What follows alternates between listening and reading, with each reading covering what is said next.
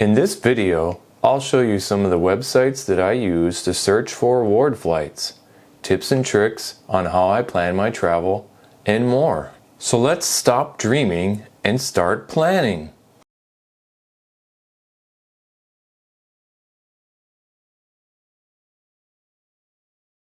Hey everyone, just because traveling right now isn't easy doesn't mean we can't start planning for future travel. Now, if you're like me, then planning for your future trip is almost as exciting as the actual trip itself. I don't plan my travel and vacations like a normal person would. I choose my destinations based on award flight availability, whereas someone else might choose their destination based on a bucket list. I've always wanted to go there, and I'm going no matter what the cost. Well, I'm Miles Miser, and I try to get the most bang for my buck. I focus on finding first or business class flight awards and redeem them for points or miles for fractions of what I'd pay for cash for the same flight. I like one-way award flights because they offer a little bit more flexibility and I can use multiple partner awards in one trip. For instance, I might find a one-way departing flight on a One World Alliance carrier, then find a great return one-way flight back on a Star Alliance carrier. I've recently found a flight going out to a particular island destination that I'll be visiting in the near future. I'm going to be departing and traveling on a SkyTeam Alliance partner flight in a business class seat. It only cost me 120,000 miles and $60 in tax. Now, if I'd paid cash for this flight, it would have cost over $4,000.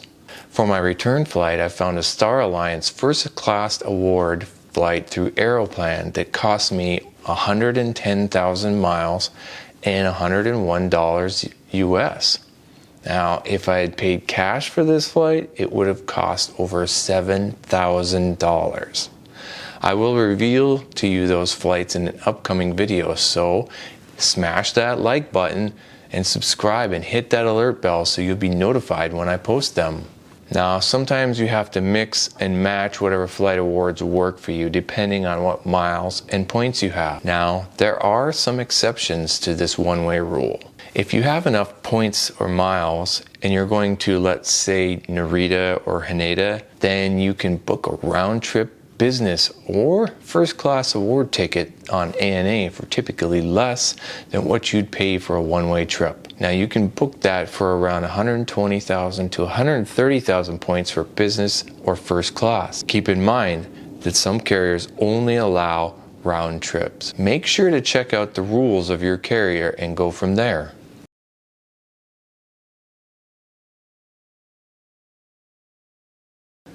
The best policy is to start looking out as far as possible for award flights.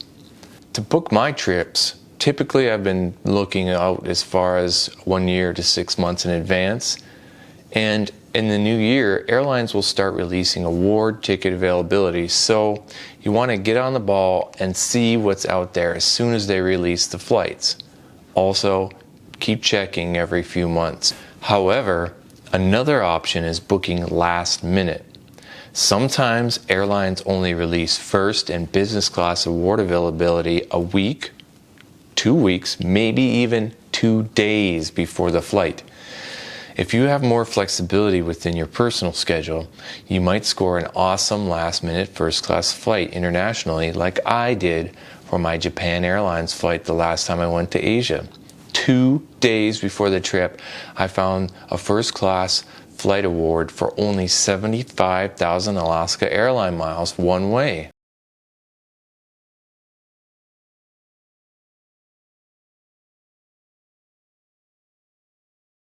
I first think about the places or countries that I'd love to see, and then I pick 3 or 4 destinations from that list. Then, I find the months that are good to travel and visit those areas based on the weather or off-season travel. And then I find out what airlines fly there.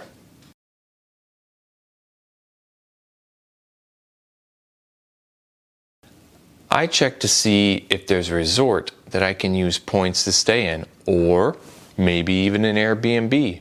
Basically, I make sure there's plenty of accommodation options.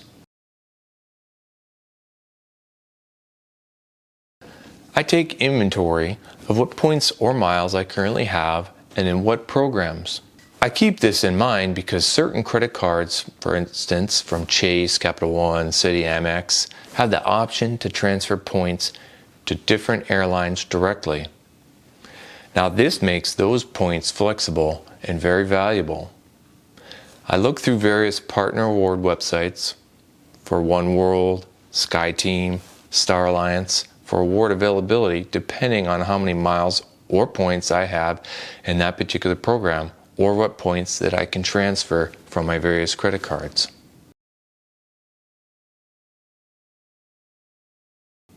Then I go about the tedious process of finding award availability. I use the following websites to search for award availability. There's a ton more, but these are my go-tos. It's a long process, but in the end, when you find that award, it's worth it. I typically use British Airways for oneworld availability. Aeroplan is my go-to for Star Alliance Award. Delta and Air France for SkyTeam. If I'm paying cash in the odd instance I need a connecting flight, I use ITA Matrix or Google Flights. I look during the different months I've already researched in step 1, and then I'll look at the major hub airports where I live around, like New York area, LGA, EWR, JFK. And if I don't find any awards, I may have to go look for a flight leaving from Boston, or maybe even Chicago, and look from there. This goes on until I find a great award, or I exhaust my search for that particular month.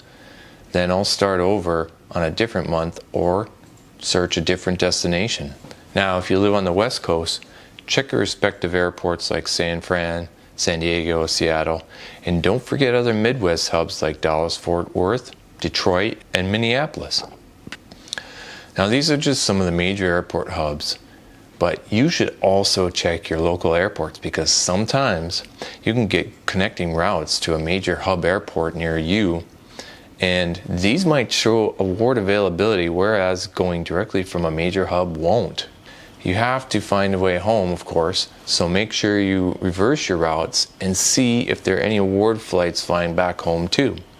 In reality, this takes a lot of time and effort to find these awards, and sometimes you may give up on a particular city or country that you want to go to, and you might have to start over on your second or third choice.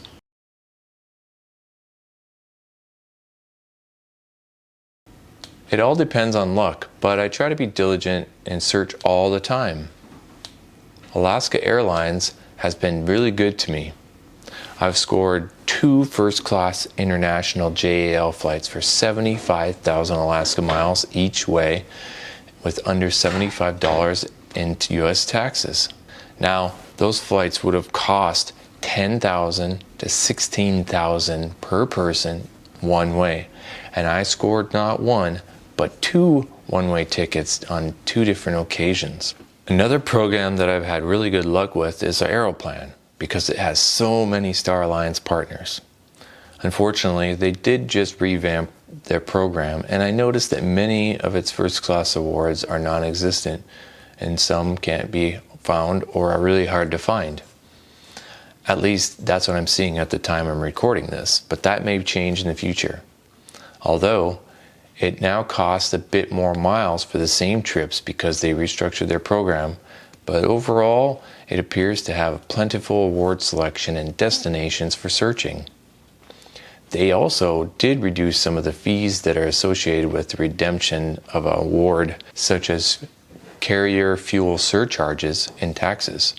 What's that, you ask? Well, airlines pass on these costs and fees in their tickets to the person flying, such as the cost of fuel. American Airlines has good award redemption for their partner airlines through oneworld. Cathay Pacific and JAL are oneworld partners. For instance, you can score a one-way first-class award from JFK to Narita on JAL for only 80,000 American airline miles. Now that's a really good redemption. Redemption for partner airlines usually goes off the partner's award chart. That means that an award chart redemption on a partner like Cathay Pacific would reference American Airlines Partner Award Chart. And that's how many miles it would take you in American airline miles to book that flight. That's why you have to be flexible and have miles and points stockpile. It helps to have American Express, Chase, Citi, or Capital One cards, which generate points that are transferable. That means that you can transfer those points to a particular airline or award program when you find that great award. Airlines have also been devaluing their miles programs lately. For example, Delta devalued their Sky Miles program twice within the last year. What does that mean? That means it takes more miles to get the same flight than in the past.